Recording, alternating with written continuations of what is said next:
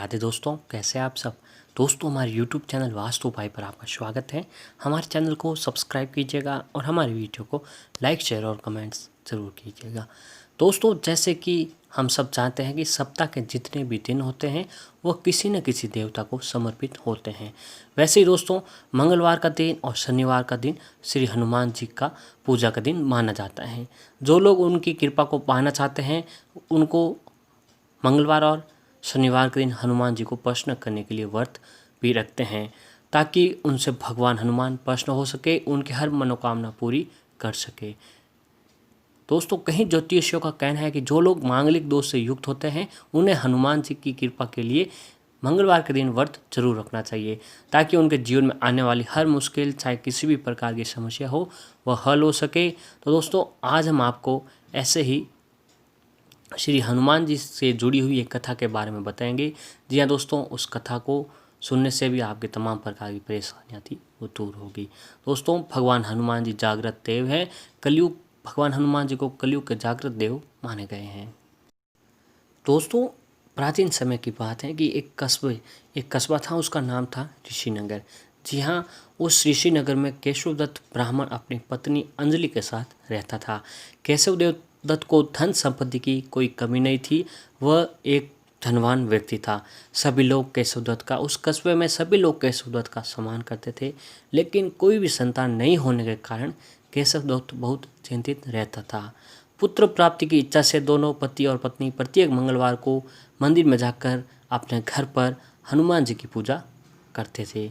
विधिवत मंगलवार को व्रत करते हुए उन लोगों को कई वर्ष बीत गए, परंतु उन्हें कोई संतान प्राप्त नहीं हुई। ऐसे में केशवदत्त बहुत ही निराश हो गया, वो परेशान हो गया, लेकिन उसने व्रत करना नहीं छोड़ा। कुछ दिनों के बाद केशवदत्त पवन पुत्र हनुमान जी की, भगवान श्री हनुमान जी की सेवा करने के लिए अपना घर बार सब छोड़कर जंगल में चला गया। उसकी धर्मपत्नी अंजलि घर पर ही रहकर मंगलवार को व्रत करने लगी। इस प्रकार से दोनों पति और पत्नी पुत्र प्राप्ति की इच्छा से हर मंगलवार को विधिवत व्रत रखने लगे। दोस्तों, व्रत करते हुए बहुत अरसे बीत गए, बहुत दिन हो गए, पर एक दिन अंजलि ने मंगलवार का व्रत रखा, लेकिन किसी कारणवश वह हनुमान जी की भोग नहीं लगा सकी।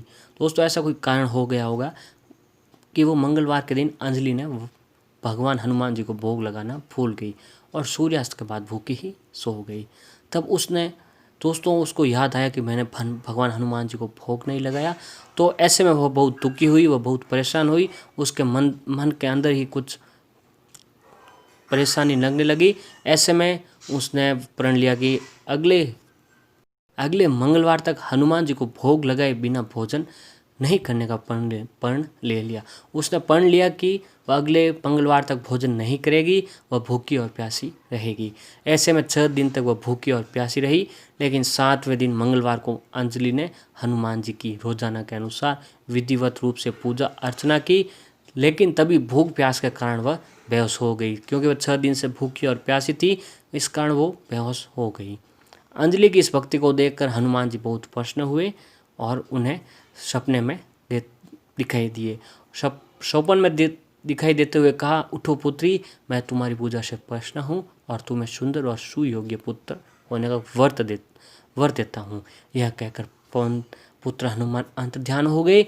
तब तुरंत ही अंजलि ने उठकर हनुमान जी को भोग लगाया और सभी ही भोजन किया। हनुमान जी की अनुकंपा से कुछ महीनों के बाद अंजलि ने एक सुंदर बालक को जन्म दिया। मंगलवार को जन्म लेने के कारण उस बच्चे का नाम मंगल प्रसाद रखा गया। कुछ दिनों के बाद केशवदत्त भी अपने घर पर लौट आया। उसने मंगल को देखा तो अंजलि से पूछा, ये सुंदर बच्चा किसका है। तो अंजलि ने खुश होते हुए कहा, हनुमान जी के दर्शन देने और पुत्र प्राप्त होने का वरदान देने की सारी कथा अपने पति केशवदत्त को बता दी। लेकिन केशवदत्त को उसकी बातों पर विश्वास न हुआ। उसके मन में कुलुषित विचार आ गया। उसके मन में दोस्तों ऐसा कोई गलत विचार आ गया कि अंजलि ने उसके साथ धोखा किया है, विश्वासघात किया है और वह पापों को छिपाने के लिए, अपनी करतूतों को छुपाने के लिए झूठ बोल रही है। केशवदत्त ने उस बच्चे को मार डालने की योजना बनाई। तब एक दिन की बात है, केशवदत्त स्नान करने के लिए कुएं पर गया तो वह अपने साथ मंगल को भी उस अपने साथ लेकर गया। तब केशवदत्त ने मौका देखकर मंगल को कुएं में फेंक दिया और घर जाकर बहाना बना दिया कि मंगल तो कुएं पर मेरे पास पहुंचा ही नहीं। केशवदत्त के इतने कहने के बाद ठीक मंगल दौड़ता हुआ घर पर लौट आया। केशवदत्त को मंगल को देखकर बुरी तरह हैरान हो चुका। वह हैरान हो गया कि मैंने अपने हाथों से मंगल को कुएं में फेंका तो वह आ कैसे गया। वह हैरान हो गया। लेकिन उसी रात हनुमान जी ने केशवदत्त को स्वप्न में दर्शन देते हुए कहा, तुम दोनों के मंगलवार को व्रत रखने से प्रसन्न होकर तुम्हें पुत्र जन्म का मैंने वर प्रदान किया था। फिर तुम अपनी पत्नी को गलत क्यों समझते हो, उल्टा क्यों समझते हो। उसी समय केशवदत्त ने अंजलि को जगाकर उससे क्षमा मांगते हुए अपने स्वप्न में जो भी हनुमान जी आए थे दर्शन दिए थे उसकी कहानी, पूरी सारी कहानी सुनाई और केशवदत्त ने अपने बेटे को हृदय से लगाकर बहुत सारा प्यार किया। उस दिन के बाद सभी आनंदपूर्वक रहने लगे। मंगलवार का विधिवत व्रत करने से केशवदत्त और उनके परिवार के सभी कष्ट दूर हो गए। इस तरह जो स्त्री पुरुष विधिवत रूप से मंगलवार के दिन व्रत रखते हैं, व्रत कथा सुनते हैं, अंजनी पुत्र हनुमान जी उनके सभी कष्टों को दूर करते हुए उनके घर में धन संपत्ति का भंडार भर देते हैं और शरीर के सभी रक्त विकार के रोग भी नष्ट हो जाते हैं। ऐसे ही दोस्तों सर्व सुख, रक्त विकार, राज्य सम्मान और पुत्र प्राप्ति के लिए मंगलवार का व्रत बहुत ही उत्तम है और मंगलवार के दिन विधिवत कथा पढ़नी भी चाहिए और औरों को भी सुनानी चाहिए। तो इस व्रत में गेहूं और गुड़ का भोजन नहीं करना चाहिए।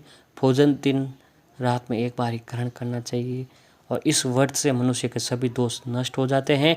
व्रत के पूजन के समय लाल पुष्पों को चढ़ावे और लाल वस्त्र धारण करें और हनुमान जी की पूजा अवश्य करनी चाहिए और इस दिन मंगलवार की कथा आपको अवश्य सुननी चाहिए। तो दोस्तों इस प्रकार आप भी भगवान श्री हनुमान जी की कथा सुनकर और उनकी पूजा आराधना करके मंगलवार और शनिवार के दिन आप उनकी असीम कृपा पा सकते हैं, जिससे आपकी सारी परेशानियों को भगवान बजरंगबली दूर करते हैं।